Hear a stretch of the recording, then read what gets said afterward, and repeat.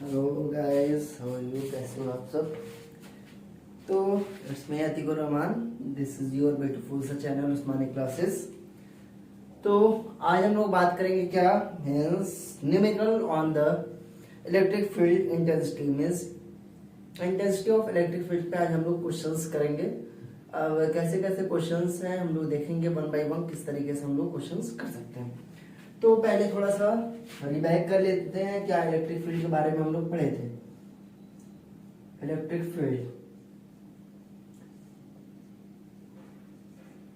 Field के बारे में हम लोग 1.1 में क्या पढ़े थे हम लोग means definition of electric field. Electric field है क्या हमारे पास means definition of electric field. Definition हम लोग देखे थे मीन्स एक ऐसा रीजन और स्पेस जहां पे एक चार्ज को रखोगे तो इर्द गिर्द एक ऐसा स्पेस होने वाला है जहां पे डिस्चार्ज को रखोगे तो क्या होने वाला है, एक्सपीरियंस करेगा electric field means Q not पे एक फोर्स लगेगा, कुछ ना कुछ फोर्स होने वाला है मीन्स इलेक्ट्रिक फील्ड की वैल्यू जीरो नहीं होगी और यहाँ पे क्या होने वाला है, इलेक्ट्रिक फील्ड की वैल्यू जीरो होगी। इसके बारे में हम लोग पढ़े थे।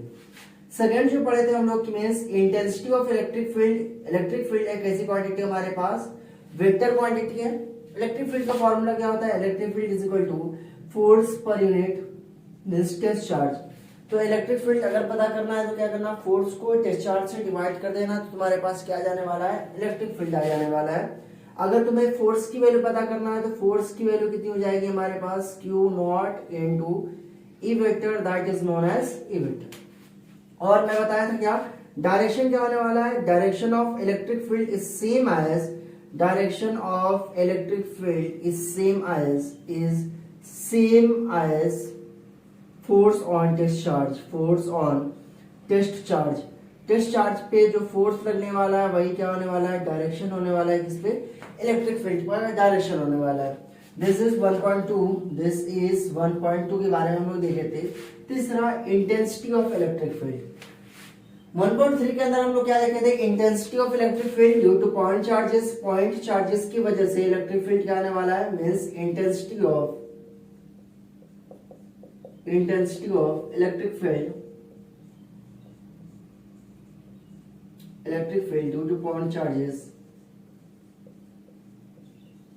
टू पॉइंट चार्जेस की वजह से क्या आने वाला है, इलेक्ट्रिक फील्ड। देखो ये इलेक्ट्रिक फील्ड का मैग्नीट्यूड मैं लिखने वाला हूँ। इलेक्ट्रिक फील्ड का जो मैग्नीट्यूड होगा वो कितना होने वाला है, K Q by R square. Suppose करो ये हमारे पास प्लस क्यू चार्ज है, अगर इस पी पॉइंट पे मुझे निकालना है तो एक लाइन ज्वाइन करो और डिस्टेंस आर होगा तो ये क्या होने वाला है, इलेक्ट्रिक फील्ड। और हम लोग देखे थे क्या मीन्स अगर हमारे पास एक से ज्यादा चार्ज होगा तो नेट इलेक्ट्रिक फील्ड क्या होने वाला है, net electric field is the sum of electric field due to all individual charges की वजह से जो इलेक्ट्रिक फील्ड आने वाला है उसका वेक्टर सम कर दोगे तो क्या आएगा हमारे पास। तो ये हमारा अभी तक हम लोग ये चीज देखे हैं क्या, अभी तक ये चीज हम लोगों ने तो ये हमारे पास direction of electric field is same as force on test charge. इतना हम लोग देख चुके हैं। अब हम लोग करेंगे क्या, इसके ऊपर क्वेश्चंस करने वाले हैं, थोड़ा सा क्वेश्चंस करेंगे।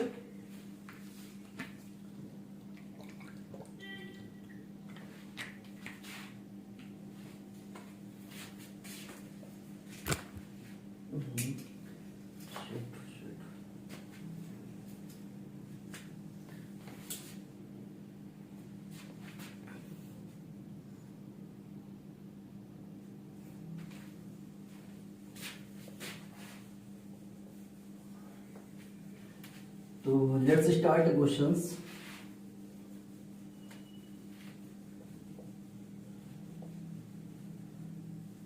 Here question number one is suppose we have a charge। Suppose करो हमारे पास एक है, यहाँ पे y एक्सिस बना लो और ये हमारे पास x एक्सिस है। This is my x axis और ये हमारे पास y एक्सिस है। मैं बोला कि यहाँ पे 1 कूलम चार्ज रखा हुआ है, यहाँ पे 1 मीटर पे। मैं बोला यहाँ पे 2 मीटर पे 10 कूलम चार्ज रखा हुआ है और यहाँ पे मैं बोला कि 10 मीटर पे 1000 कूलम चार्ज रखा हुआ है, 1000 कूलम। तो ये +1 कूलम हो गया, ये 10 कूलम हो गया, और ये हो गया 1000 कूलम, और ये हो गया ओरिजिन 0,0, और इसका नाम दे दो यहाँ पे P। तो मुझे पता करना है क्या, find net electric field, find net electric field at point, at origin बोल सकते हो, एट ओरिजिन पे नेट इलेक्ट्रिक फील्ड बताना है।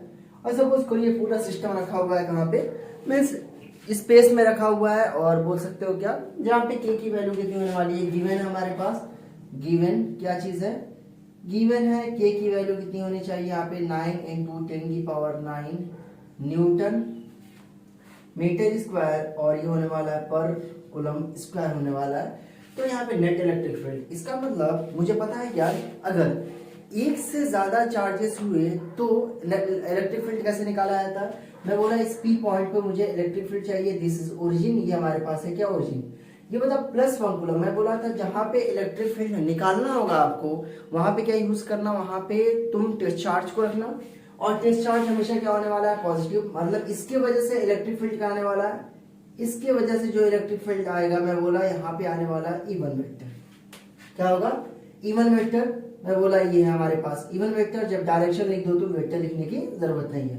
10 कूलम की वजह से मैं बोला कि यहाँ पे सेम डायरेक्शन में आने वाला है, ये होगा E2, और 10 मीटर 1000 कूलम इसके ऊपर लगाएगा, और ये क्या आने वाला है हमारे पास E3। अब बोलोगे तीनों का डायरेक्शन तो सेम है, +1 कूलम इस चार्ज को रिपेल करेगा, +10 कूलम इस चार्ज को रिपेल करने वाला है, और 1000 कूलम इस चार्ज को रिपेल करेगा, और नेट चार्जेस तीनों के तीनों सेम डायरेक्शन में है। और वेक्टर याद करो, वेक्टर याद करो, अगर तीनों मतलब अगर सारे के सारे वेक्टर एक सेम डायरेक्शन में है तो सिंपल एडिशन का काम करने वाले हो, सिंपल एडिशन का काम करने वाले हो। तो इसका मतलब जो नेट इलेक्ट्रिक फील्ड आएगी, जो नेट इलेक्ट्रिक फील्ड आने वाले वह क्या होगा, E1 प्लस E2 प्लस, और ये कितना हो जाएगा E3, और ये मैं मैग्नीट्यूड निकाल रहा हूँ, ये मैं निकालूंगा मैग्नीट्यूड। E1 इलेक्ट्रिक फील्ड क्या होने वाला है, KQ/R² होता है कि नहीं, electric field due two point charges की वजह से क्या आता है, ये आएगा KQ/R²। ये बताओ, ये हमारे पास टेस्ट चार्ज, तो ये Q के कौन सा है, 1 कूलम का जो फील्ड क्रिएट हो रहा है, फील्ड उसके वजह से जो यहाँ पे फोर्स लगने वाला है इस पॉइंट चार्ज पे, मतलब टेस्ट चार्ज पे, उसके वजह से जो इलेक्ट्रिक फील्ड आया। तो मैं क्या लिखने वाला हूं, ये होगा देखना K × 1, K × 1, और ये होगा डिस्टेंस कितना होने वाला है 1 का होल स्क्वायर, K × 1 का whole square plus electric field, इसकी वजह से कितना आएगा, मीन्स ये आएगा 10 कूलम की वजह से जो इलेक्ट्रिक फील्ड आ रहा है, और ये डिस्टेंस कितना हो गया 2 मीटर। तो मैं बोला K × 10 डिवाइड बाई, और ये कितना होने वाला है 2 स्क्वायर प्लस, और ये कितना होगा K × 1000 डिवाइड बाई, और इसके वजह से ये होगा हमारे पास 10 का स्क्वायर, ये कितना होने वाला है 10 का स्क्वायर होने वाला है। जब इसको तुम सॉल्व करोगे तो ये आएगा K प्लस, और ये आने वाला है 2 × 4, और ये आएगा हमारे पास K 10/4 प्लस, और ये क्या आने वाला है 1000 और 10 100 मीन्स 100 से, और मैं लिखने वाला हूँ K × 1000 और 10 का स्क्वायर, ये वाला 100 और 100 से 100 ये मरेगा, और क्या बचा यहाँ पे K कॉमन ले लो, K अगर कॉमन लोगे तो क्या होगा 1 प्लस 10/4 प्लस, और ये कितना होने वाला है 10 होने वाला है यहाँ पे, 10 प्लस 1 11, 11 और 4 एलसीएम लोगे तो कितना हो जाएगा 11 4 जा 44, 44 प्लस 10 कितना हो जाएगा 54, कितना आने वाला है, मिस देखो 10 प्लस 11, 11 प्लस 10/4 मतलब एलसीएम लोगे तो 4 होगा, 10 11 4 जा 44, 44 प्लस 10 कितना होने वाला है 54, और ये होने वाला है 54 K/4 आने वाला है। जब इसको सॉल्व करोगे तो आएगा 2 2 जा 4, और ये आने वाला है 27 K/2। This is the answer, this is the answer. अगर पूरा सॉल्व करना है तो 9 × 10⁹ यहाँ पे रखो, और ये इलेक्ट्रिक फील्ड आ जाएगा किसमें, न्यूटन का फॉर्मूला में आने वाला है।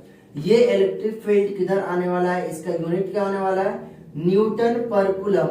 और ये बताओ सारे के सारे इलेक्ट्रिक फील्ड कौन से डायरेक्शन में है, लेफ्ट एक्सिस। मैं बोलूंगा 27 K/2 वो कौन से डायरेक्शन में है, निगेटिव एक्स एक्सिस। क्या होगा, means direction of electric field, जो डायरेक्शन है इलेक्ट्रिक फील्ड का वो कौन सी डायरेक्शन में होने वाला है, डायरेक्शन ऑफ इलेक्ट्रिक फील्ड ये होने वाला है negative x axis, negative x axis में इसका डायरेक्शन आने वाला है।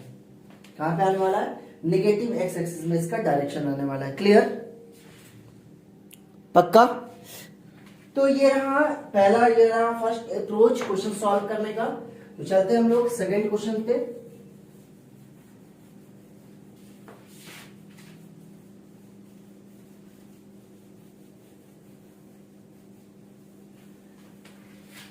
Question number 2 is here. Suppose मैं बोला कि हमारे पास एक माइक्रोकूलम चार्ज है यहाँ पे, और ये कुछ डिस्टेंस पे मैं रखा हूं चार्ज। ये होगा हमारे पास -2 माइक्रोकूलम। ये कितना होने वाला है? -2 माइक्रोकूलम। ठीक, और ये क्या है हमारे पास? यहां से जो डिस्टेंस है 2 सेंटीमीटर का ये डिस्टेंस है। मुझे क्या पता करना है? Find net electric field, net electric field at the midpoint of the line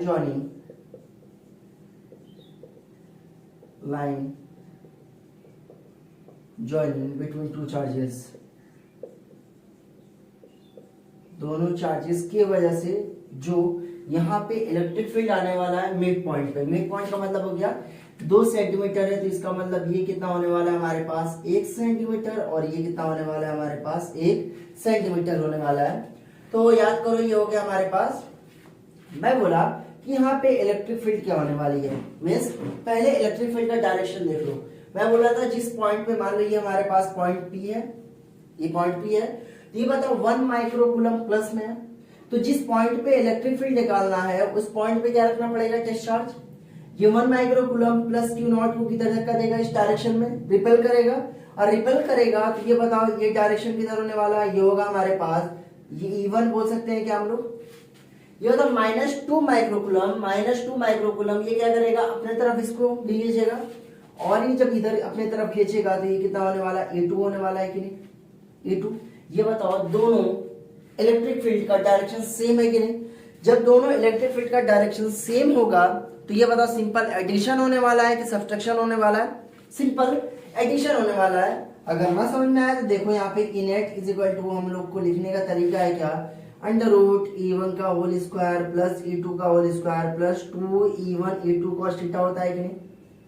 जितना इफेक्ट ये दोनों इलेक्ट्रिक फील्ड मिलके दे रहे थे से वैसा ही, और सेम वैसे ही इफेक्ट देना चाहिए net electric field means resultant electric field.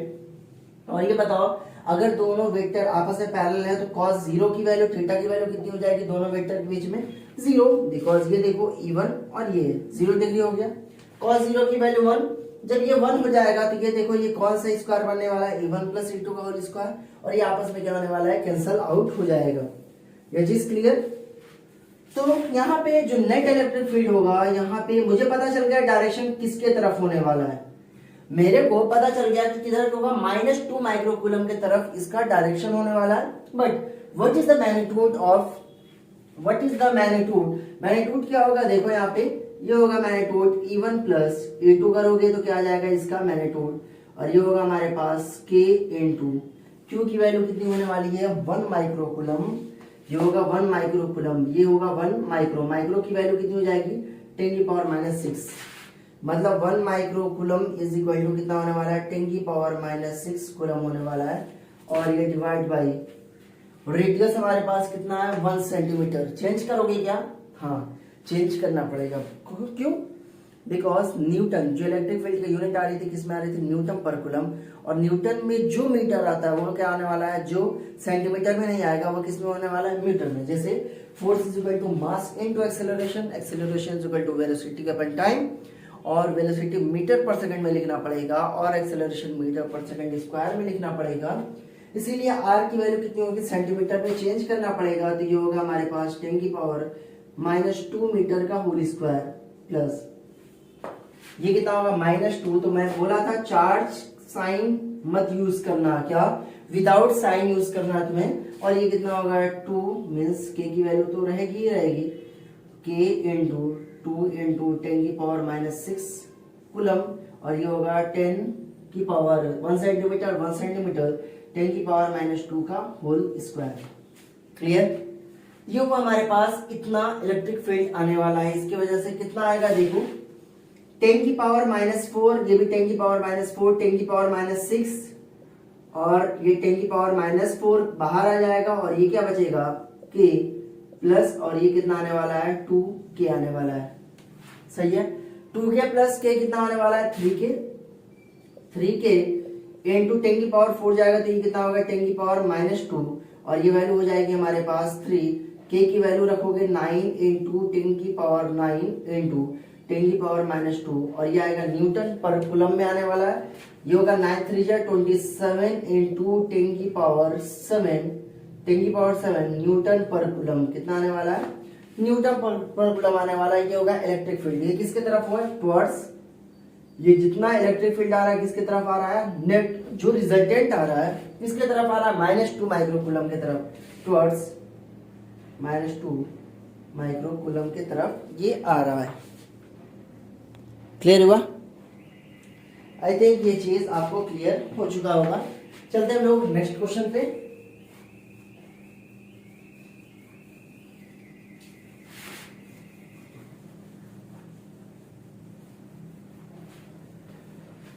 Question number 3 same type का है हमारे पास, same variety of questions. Suppose करो एक हमारे पास +2 माइक्रोकूलम है, +2 माइक्रोकूलम है यहाँ पे ए, और ये हमारे पास है +3 माइक्रोकूलम है और ये हमारे पास, मैं रीजन यहाँ पे दे दे रहा हूं आपको,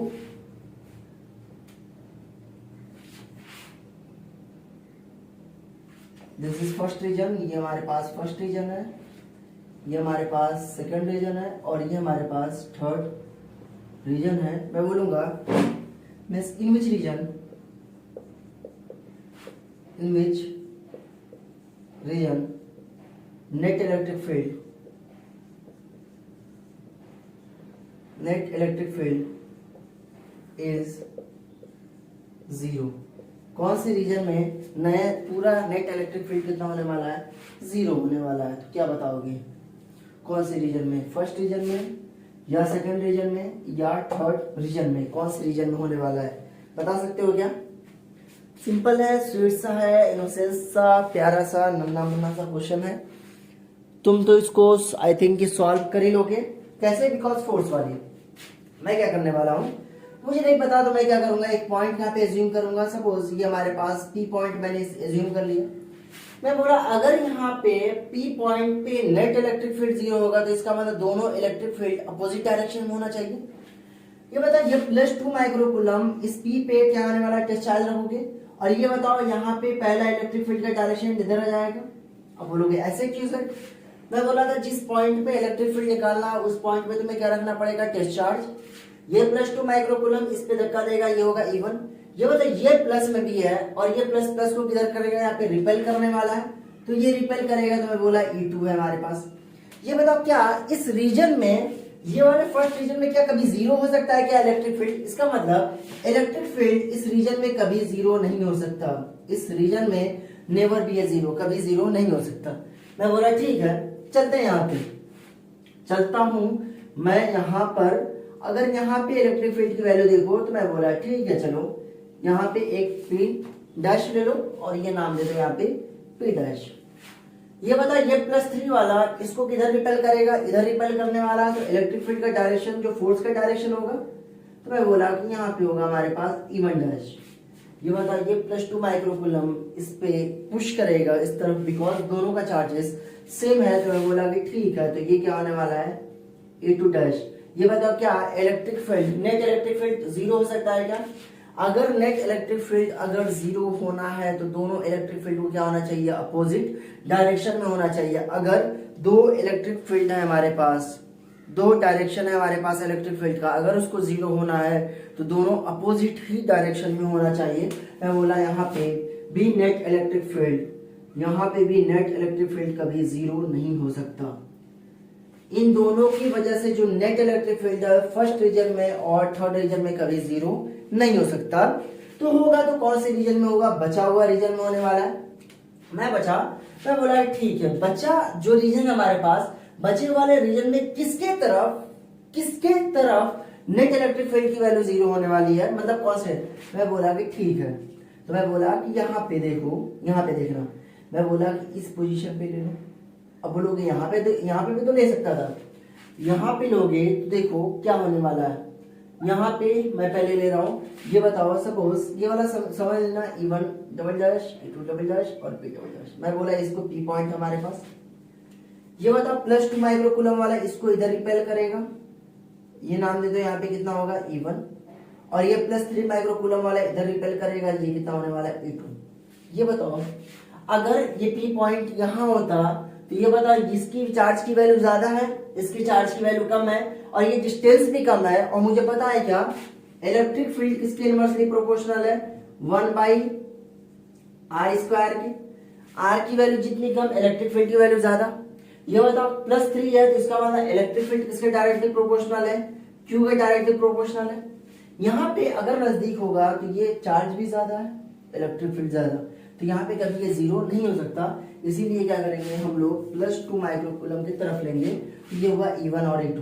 अब अगर ये E1 और E2 अपोजिट डायरेक्शन में है तो मे बी पॉसिबल कि ये 0 हो जाए, बट क्वेश्चन ये है कि अगर ये 0 हो रहा है तो ये बताओ यहाँ से यहाँ तक का डिस्टेंस अगर मैं x लेता हूँ, मैं बोला यहाँ से जो यहाँ तक मान लो डिस्टेंस है हमारे पास, ले लो ये हमारे पास, ले लो ये 1 मीटर है, ये कितना है 1 मीटर है, तो ये बताओ ये कितना हो जाएगा, ये होने वाला है 1 - x। ये कितना बचा होगा, बचा वाला होगा ये कितना 1 - x होने वाला है। क्लियर, ये कितना होगा 1 - x। ये बताओ तो अगर ये नेट इलेक्ट्रिक फील्ड, अगर net electric field eight P point पे अगर ये 0 है, मैं बोलूंगा कि अगर दो वेक्टर अगर आपस में इक्वल और अपोजिट होंगे और same line of action of force होगा तो क्या होने वाला है, वह इक्विलिब्रियम में रहेगा। तो इसका मतलब E1 की वैल्यू किसके बराबर होगी, यहाँ पे E2 के बराबर होने वाली है। E1 की वैल्यू क्या होने वाली है, KQ/r², K इंटू, और ये 2 माइक्रोकूलम है तो 10⁻⁻6 डिवाइड बाई r² का मतलब हो गया ये कितना x², और इज इक्वल टू ये कितना बचा हमारे पास, ये होगा K into 3 into 10⁻⁻6 divide by, और ये कितना होने वाला है 1 - x का होल स्क्वायर होने वाला है। 10⁻⁻6 से 10⁻⁻6 कैंसल आउट, K से K मरेगा, और ये क्या बचा 3 और 2 है तो इसका मतलब ये होगा हमारे पास 2/3 इज इक्वल टू 1 - x का डिवाइड बाई x का कितना होने वाला है, होल स्क्वायर होने वाला है। और जब इसको स्क्वायर को हटाओगे तो कितना आएगा 1 - x divide by x is equal to √2/3। जब तुम इसको सॉल्व करोगे तो यहाँ से x की वैल्यू आप निकाल सकते हो by using A calculator. Calculator use करो बिकॉज मैं रैंडम वैल्यू लेकर सॉल्व किया था इसको। क्लियर, तो ये रहा हमारे पास कुछ प्यारे से नन्हे से कुछ क्वेश्चंस। चलते हैं हम लोग क्वेश्चन नंबर 4 पे।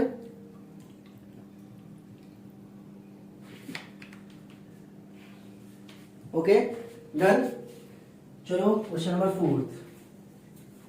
तो आप लोग कर लोगे अब कौन से रीजन में, देखो याद मत करना बिकॉज कॉन्सेप्ट समझोगे तो कर ले जाओगे, कितना याद करोगे तुम लोग, छोटा सा खोपड़ा है उसको कितना ज्यादा तुम लोग ज्यादा परेशान करोगे, वह परेशान हो जाएगा भाई साहब, दिक्कत हो जाएगी, दिक्कत है। तो ये कितना आया क्वेश्चन नंबर 4। तो क्वेश्चन नंबर 4 हम लोग कुछ इस तरीके से लेते हैं, मान लो कि हमारे पास ट्राइंगल वाले प्रॉब्लम्स लेते हैं हम लोग। तो मान लो ये हमारे पास है क्या, ट्राइंगल्स वाले प्रॉब्लम्स लेने से पहले हम लोग थोड़ा सा कुछ स्पेशल टाइप ऑफ प्रॉब्लम लेंगे हम लोग। मान लो ये हमारे पास x एक्सिस, ये y एक्सिस है, ये हमारे पास है z एक्सिस।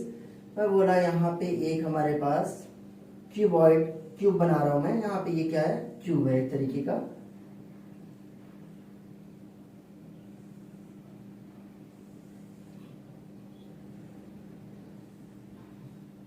ये क्यूब है, मैं बोला ये हमारे पास ओरिजिन है, और इस पॉइंट P पे, ये P पॉइंट कहाँ पे है, x और y प्लेन में है, और ये क्या है हमारे पास z एक्सिस। मैं बोला कि सपोज यहाँ पे ये चार्ज रखा हुआ है, यहाँ पे 8 वर्टाइसेस है इसका, 4 4 8, ठीक है, 4 4 8 है। तो मैं बोला ये पी पॉइंट है हमारे पास, और यहाँ पे चार्ज क्यू है, ये क्यू है हमारे पास, ये भी क्यू है, ये भी क्यू है, और ये भी क्यू है, और ये भी क्यू मान लो, और ये भी क्यू मान लो।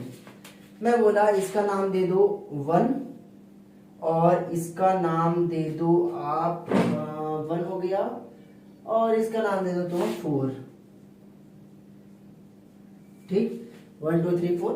मैं बोला find net electric field at point P due to 1 and 4 charges.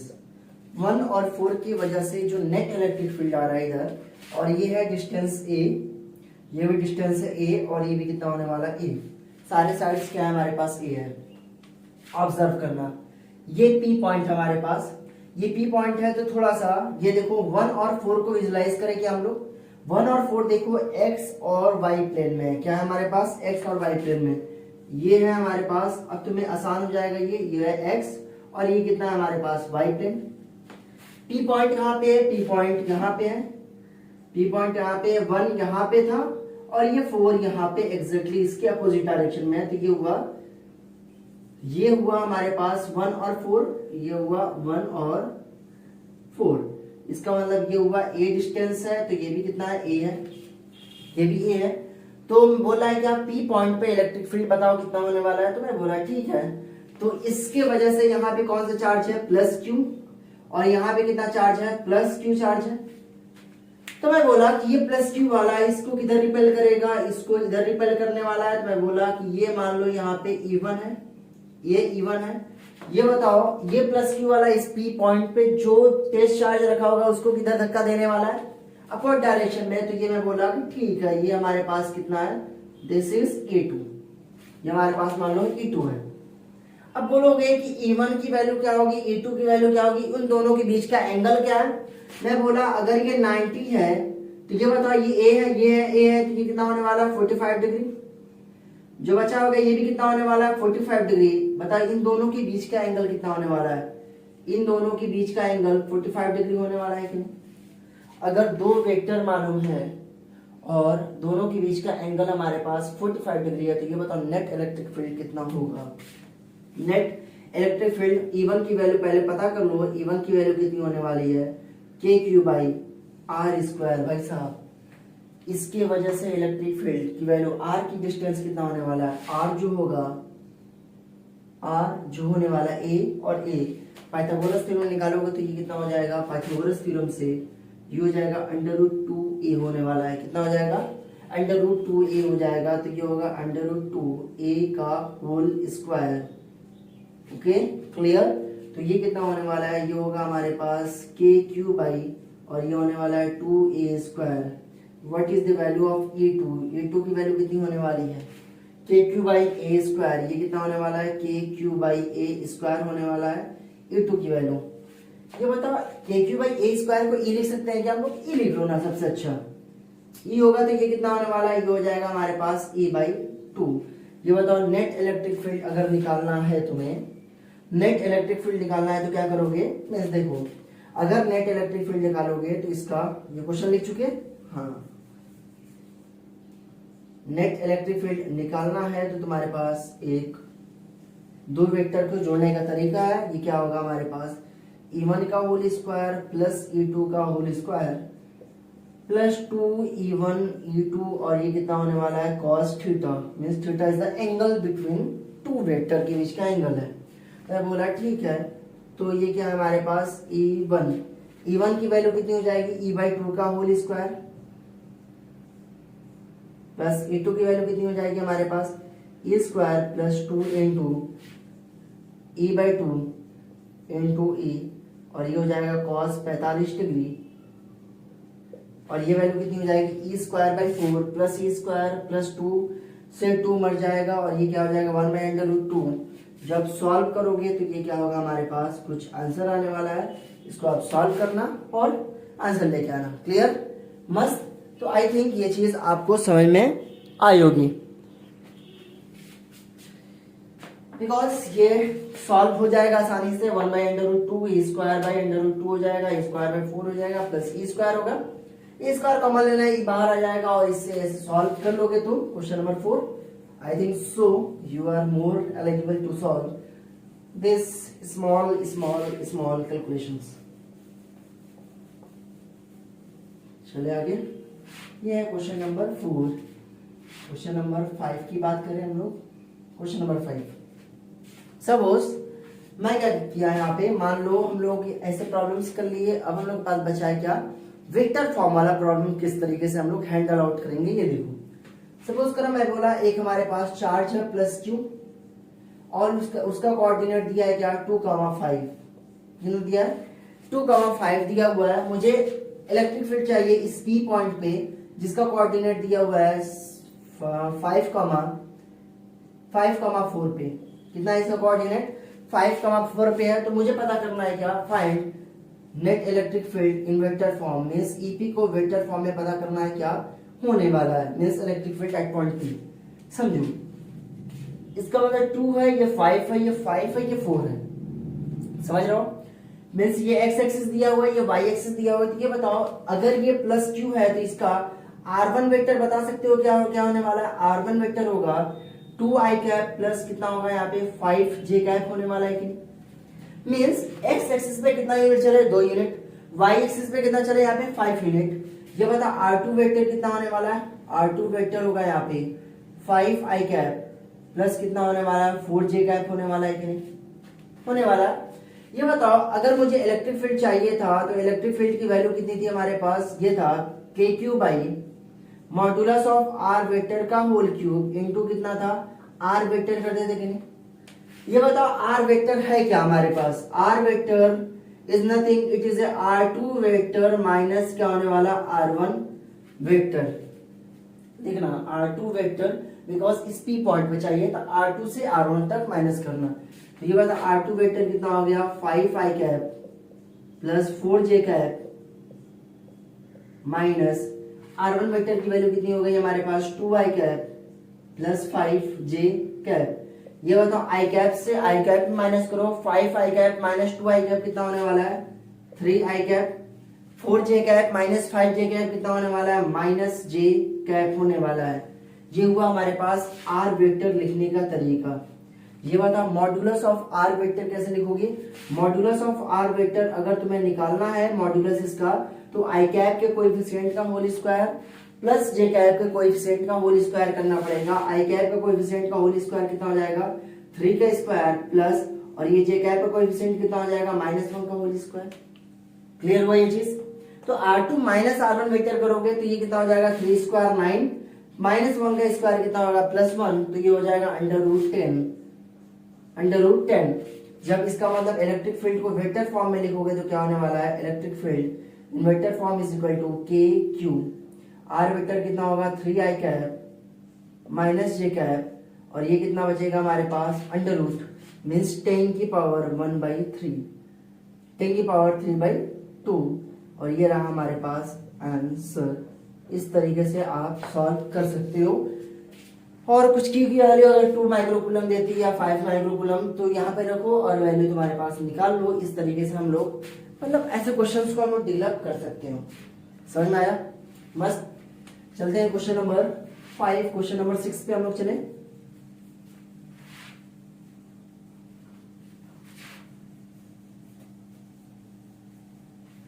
Question number 6 से हमारे पास कुछ क्लासिकल मैकेनिक्स को लेके आया गया, लेकर आते हैं हम लोग क्लासिकल मैकेनिक्स को। देखना, अगर हम लोग यूनिफॉर्म इलेक्ट्रिक फील्ड को लिखना है तो क्या होगा, सिंपल लाइन से बनाते हैं और दोनों लाइन के बीच का जो एंगल होगा, मतलब दोनों लाइन के बीच का डिस्टेंस क्या होने वाला है, वह इक्वी डिस्टेंस होने वाला है। तो ये होगा क्वेश्चन नंबर 6। सपोज हमारे पास कुछ इस तरीके से एक थ्रेड है और ये हमारे पास थ्रेड है और एक चार्ज है जिसका मास हमारे पास m है, जिसका मास m है, और यहाँ पे इलेक्ट्रिक फील्ड का डायरेक्शन इस तरीके से है। इलेक्ट्रिक फील्ड का डायरेक्शन हमारे पास किस तरीके से है, इस तरीके से इलेक्ट्रिक फील्ड का डायरेक्शन है। और इसका हमारे पास चार्ज कितना है, this is A charge q, means +q charge है इसके पास। बोल रहा है क्या, find tension in the string, find tension in the string, tension पता करो कितना होने वाला है स्ट्रिंग में, find tension in the string. अब बोलोगे क्या, स्ट्रिंग में क्या टेंशन आएगा कि नहीं आने वाला, स्ट्रिंग में टेंशन आने वाला है कि नहीं आने वाला। तो इसका मतलब अगर ये टेंशन है स्ट्रिंग में, इसको हम लोग कोई दीवार से फिटअप कर दिए हैं, कोई दीवार से मैं इसको फिट कर दिया हूं और इस तरीके से मैं इसको, ठीक, इसको मैं इस तरीके से यहाँ पे फिट कर दिया हूं। ठीक है, बताओ इस पे कितना लगने वाला है टेंशन। मैं बोला है यहाँ पे जो इलेक्ट्रिक फील्ड है वो क्या है, ई है, इलेक्ट्रिक फील्ड ई है। ये मतलब कोई भी चार्ज बॉडीज अगर इलेक्ट्रिक फील्ड में रखा होगा, याद करना, मान लीजिए हमारे पास कोई यूनिफॉर्म इलेक्ट्रिक फील्ड का तरीका इस तरीके से हम लोग बनाते हैं। अभी के लिए याद कर लो, फिर बाद में मैं पूरे इसको डिटेल से पढ़ाने वाला हूँ। यूनिफॉर्म इलेक्ट्रिक फील्ड का मतलब हो गया एरो ऑलमोस्ट सेम होना चाहिए और दोनों एरो के बीच का जो डिस्टेंस होना चाहिए वो क्या होने वाला है, इक्वी पैरेलल, मतलब इक्वी स्पेस्ड होने वाला है। मैं बोला कि यहाँ पे अगर मैं प्लस क्यू चार्ज रखता हूँ तो जो फोर्स लगेगा वह same direction of electric field में लगने वाला है। क्या, सेम डायरेक्शन में लगने वाला है फोर्स। अगर ये माइनस क्यू लगने वाला है तो क्या होगा, opposite direction of electric field ये लगेगा। अगर पॉजिटिव चार्ज है तो फोर्स क्या लगने वाला है, अगर हमारे पास पॉजिटिव चार्ज है, force and force is in the same direction of, is in the same direction of electric field, electric field का सेम डायरेक्शन में होंगे। अगर हमारे पास कोई नेगेटिव चार्ज है तो क्या करोगे, अगर हमारे पास नेगेटिव चार्ज है तो force is in opposite direction of, is in opposite direction of, opposite direction of electric field, electric field के अपोजिट डायरेक्शन में ये फोर्स लगेगा। ओके, क्लियर है। अगर क्लियर है तो अभी क्वेश्चंस आगे करने वाले हैं।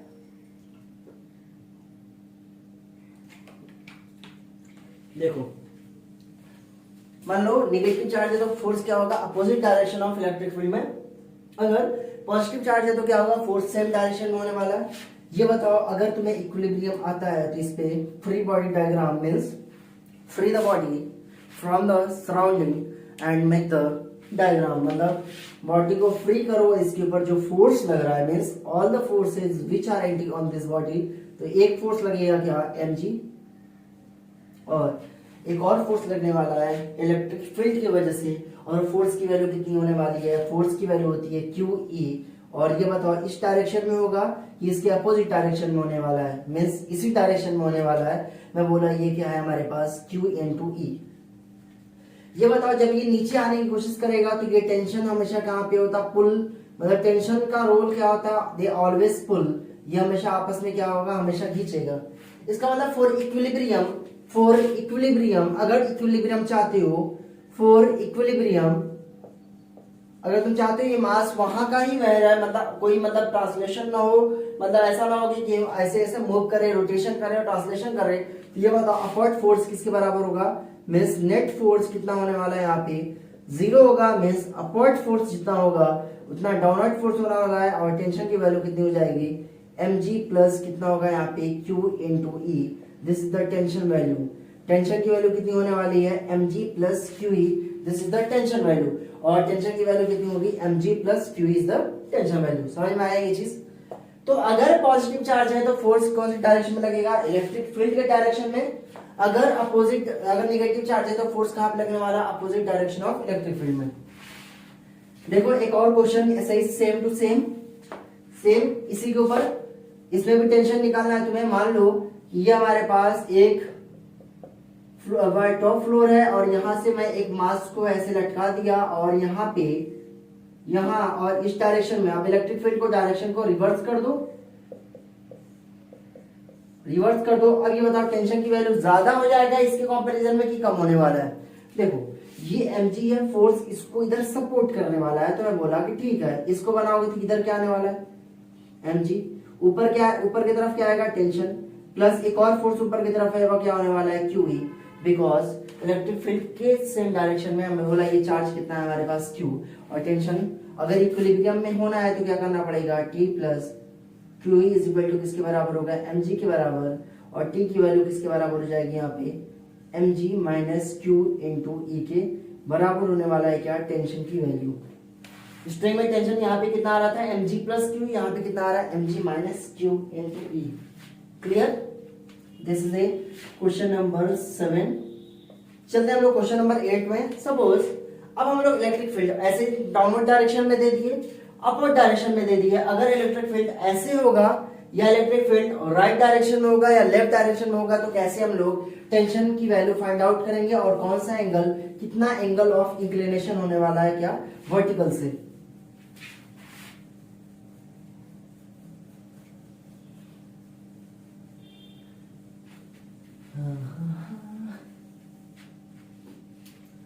Question number 6, question number 7, question number 8। Okay, चले आगे। सपोज करो हमारे पास एक ये है स्ट्रिंग जिससे एक चार्ज बंधा हुआ है जिसका मास हमारे पास कितना है m है, जिसका मास है हमारे पास m। ये क्या होगा, इधर इधर फोर्स, इधर इलेक्ट्रिक फील्ड हमारे पास है, इस डायरेक्शन में क्या हमारे पास इलेक्ट्रिक फील्ड है, इस डायरेक्शन में। मैं बोला कि ठीक है, इस डायरेक्शन में क्या हमारे पास इलेक्ट्रिक फील्ड इस डायरेक्शन में रखा हुआ है। मीन्स इस डायरेक्शन में हमारे पास क्या है इलेक्ट्रिक फील्ड है, और इस इलेक्ट्रिक फील्ड की वैल्यू कितनी है हमारे पास E।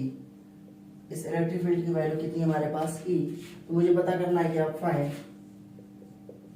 Find the angle from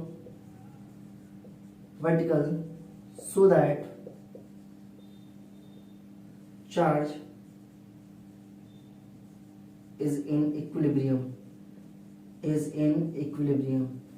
ये बताओ अगर हमारे पास ये थ्रेड है और ये मास यहाँ पे अटैच्ड है, तो ये बताओ क्या इक्विलिब्रियम में है क्या इस वक्त? नहीं, ये इक्विलिब्रियम में नहीं है। बोलोगे कैसे? बिकॉज अगर ये सिंपल ऐसे रहता तो इस पे फोर्स लगता। कौन सा फोर्स लगता?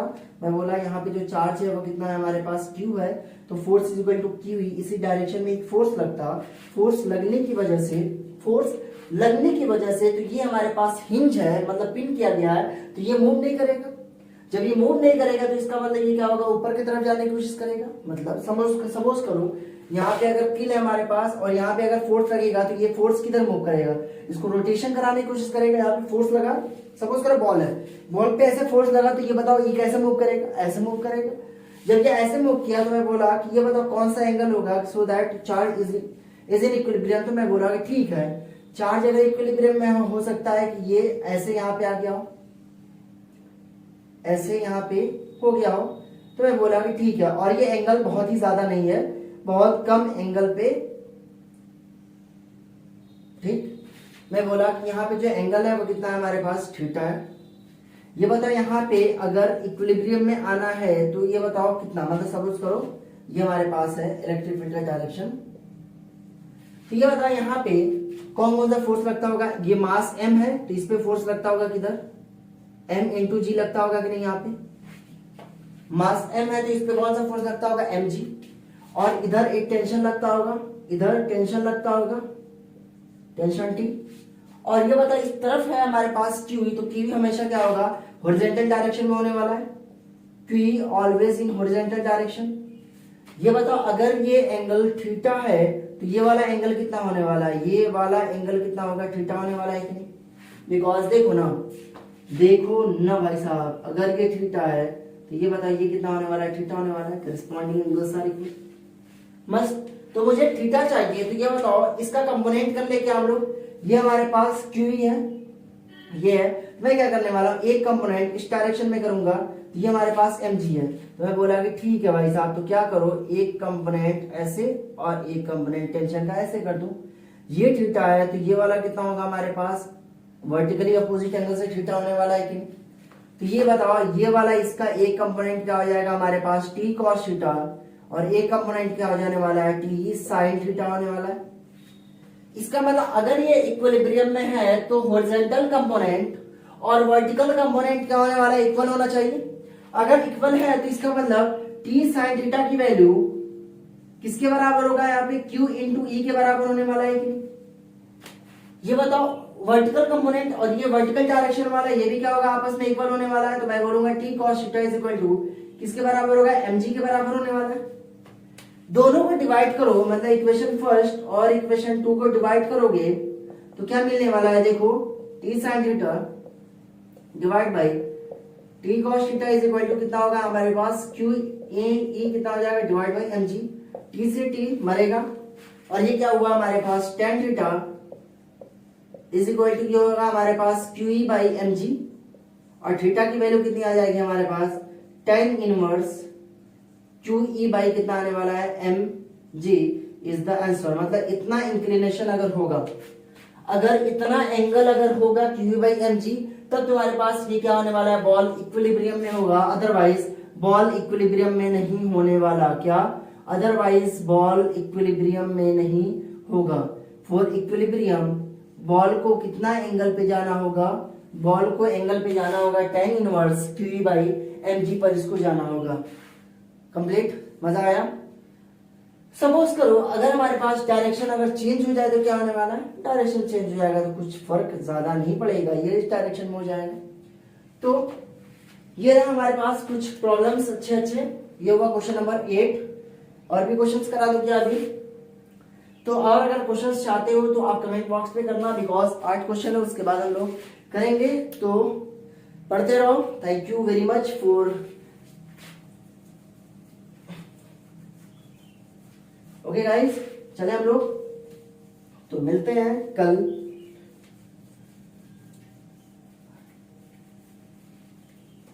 तो मिलते हैं कल, बाय।